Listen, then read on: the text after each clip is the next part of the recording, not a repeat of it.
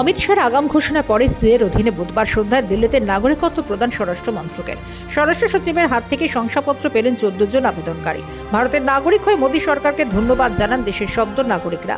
দিল্লিতে যখন উৎসবের আবহ, তখন বাংলা সিএএ কার্যকর হতে দেব না গোঁ ধরেছেন মুখ্যমন্ত্রী। ওয়াকিবহাল মহল বলছে দ্বিচারিতা করছেন বাংলার মুখ্যমন্ত্রী। কারো নাম না করে অমিত শাহের মন্তব্য, সংসদে পাশ হওয়া আইন কেউ আটকাতে পারবেন না।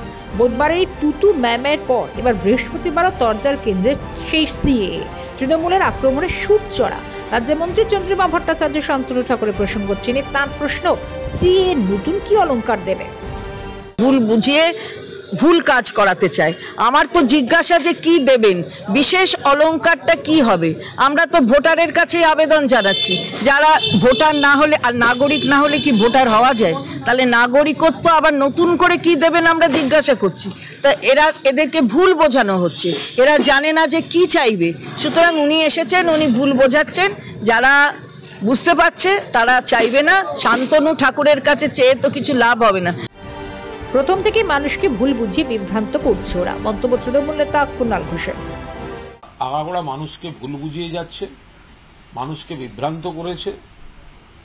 এর বাইরে যেটা এই বিতর্কে বিজেপি আগাগোড়া মানুষকে ভুল বোঝাচ্ছে, এ বিষয়ে মমতা বন্দ্যোপাধ্যায় এবং অভিষেক বন্দ্যোপাধ্যায় স্পষ্টভাবে যে ব্যাখ্যা দিয়েছেন, ওটাই আমাদের বক্তব্য। এর বাইরে কোনো মন্তব্য। বাংলা শাসক দলের সিএ বিরোধী সুর চড়া থাকলেও সংশোধিত নাগরিকত্ব আইনের পক্ষেই ব্যাখ্যা রাজ্য বিজেপির। দলের রাজ্য সভাপতি সুকান্ত মজুমদারের মত, কারো নাগরিকত্ব কারা হচ্ছে না, বরং নাগরিকত্ব দেওয়া হচ্ছে। ভোটের পর বাংলায় ক্যাম্প করবে বিজেপি। দিয়েছেন আরো প্রায় 300 জনকে, মানে টোটাল 300 জনকে নাগরিকত্ব দেওয়া হচ্ছে প্রথম ফেজে, কিন্তু কাউকে তাড়িয়ে দেওয়া হচ্ছে না, কোথাও যাওয়ার বিষয় নেই। আপনারা সবাই দেখলেন পশ্চিমবঙ্গেও আগামী দিনে নাগরিকত্ব দেওয়ার ব্যবস্থা হবে।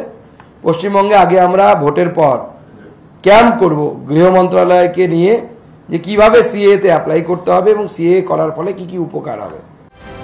বিজেপি নেতা তথা দলের তারকা প্রচারক মিঠুন চক্রবর্তীর নাম না করে তৃণমূলকে বার্তা, তাড়িয়ে দেওয়া হবে একটি অংশকে, এভাবে ভয় দেখাচ্ছে বিরোধীরা। সিএ কি আপনারাও বোঝান, আমরা বোঝাচ্ছি। किसी को भगाने का नहीं है, ये खाली डराने की बात है कि मुसलमान को भगा देंगे। उनको समझाइए, हम भी समझा रहे हैं।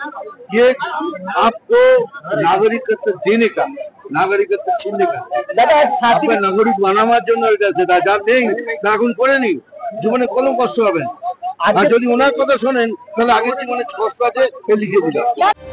তৃণমূল বিজেপির বাগযুদ্ধের মধ্যে এবার আসরে সিপিএম এবং কংগ্রেস। দমদমে সিপিএম প্রার্থী সুজন চক্রবর্তীর মন্তব্য, পুরনো আইনে হাজারেরও বেশি মানুষ নাগরিকত্ব পেয়েছে, আবার নতুন আইনে 14 জন পেলেন। তাহলে নতুন আইনের লাভ কি, প্রশ্ন ছুড়ছেন সুজন চক্রবর্তী। 3 মাস সময় লাগলো, সিএ নাগরিকত্ব দেওয়া হলো 14 জনকে, আর গত বছর 1500 জনকে দিয়েছিল 12 মাসে। তখন তো এই নতুন আইন হয়নি, নতুন আইনের নিয়মবিধি তৈরি হয়নি। তাহলে পুরনো আইনেই যদি নাগরিকত্ব দেওয়া যায় 1 বছরে 1500 লোককে, তাহলে আইন নতুন করে লাভ কি হলো, যেখানে 3 মাস 3.5 মাস হয়ে গেল, মাত্র 14 জনকে দিয়েছে। সিএ আইনে নাগরিকত্ব পাওয়া পর্বতের মুশিক প্রসাদ, বলছেন সিপিএম এর রাজ্য সম্পাদক মোহাম্মদ সেলিম।